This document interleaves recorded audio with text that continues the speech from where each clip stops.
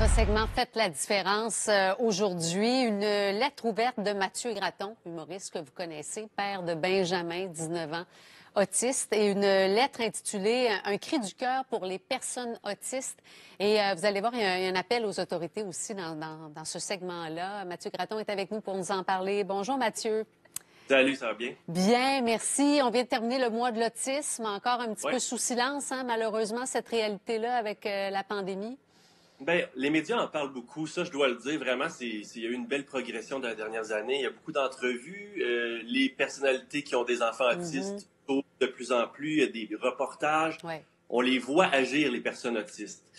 Mais ma lettre ouverte s'adresse vraiment au gouvernement. J'ai entendu tellement de cris du cœur pendant le mois de l'autisme. Puis oui, on fait des belles affaires sur notre page Facebook. Puis Benjamin, il est drôle. Puis c'est super tout ça. C'est vraiment. Puis on reçoit des témoignages. On se fait remercier tout le temps. Puis il y a des beaux projets partout au Québec. Il y a des maisons qui ouvrent. C'est vraiment tout ça. C'est génial. Mais tout ça est à petite échelle, dans des petits coins du Québec.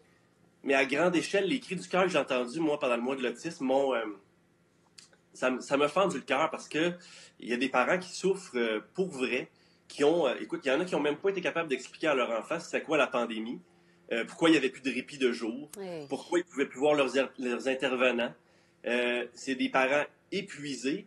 Puis tu sais, oui, on a fait une levée de fonds puis tout ça, mais c'est pas assez. C'est plus assez qu'on fasse nos petites affaires chacun sur notre bord, qu'on soit tous fiers dans notre région. Là, ça prend un support gouvernemental, ça prend un projet collectif où on s'entraide tout le monde parce que les solutions qui sont en ce moment sur la table, c'est tout le temps un peu les mêmes. Ah, il faudrait former plus d'intervenants, ça prendrait plus d'argent là, ça prendrait plus... Tout le monde demande ça en ce moment. Je ne sais pas si vous avez remarqué, là, mais les personnes autistes ne sont pas syndiquées. Ils ne manifesteront pas dans la rue pour dire « il me semble qu'on est oubliés ».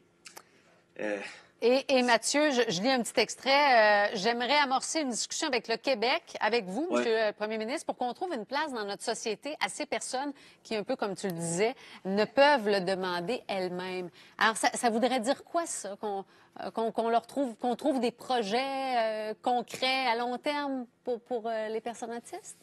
Bien, les gens qui me connaissent savent que je suis créatif, puis moi, j'ai la chance de côtoyer énormément de gens qui ont des idées, soit des parents d'enfants autistes, d'enfants trisomiques, d'enfants avec des besoins particuliers. Tu sais, ces parents-là qui sont déjà brûlés, là, c'est eux autres qui ont des idées parce qu'ils le vivent. T'sais.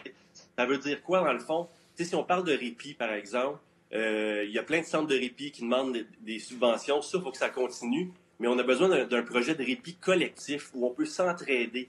Il y a des gens qui ont un cœur là, énorme au Québec. Il y a une façon de faire en sorte qu'on peut offrir des petites fins de semaine à des gens brûlés une fois de temps en temps.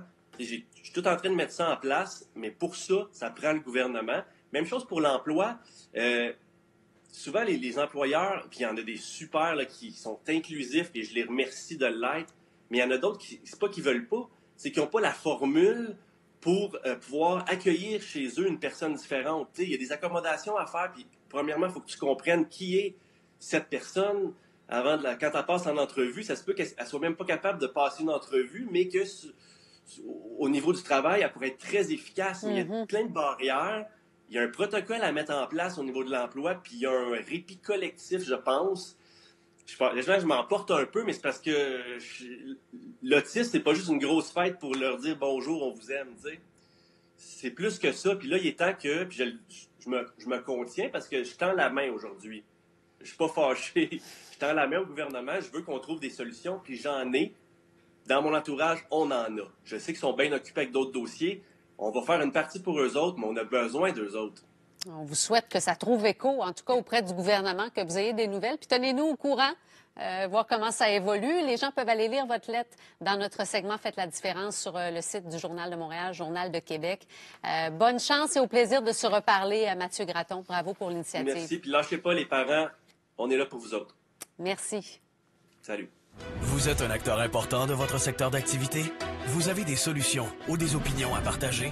Vous pouvez faire la différence. Exprimez-vous à l'adresse ci-dessous et faites-vous entendre. Avec la force de nos plateformes.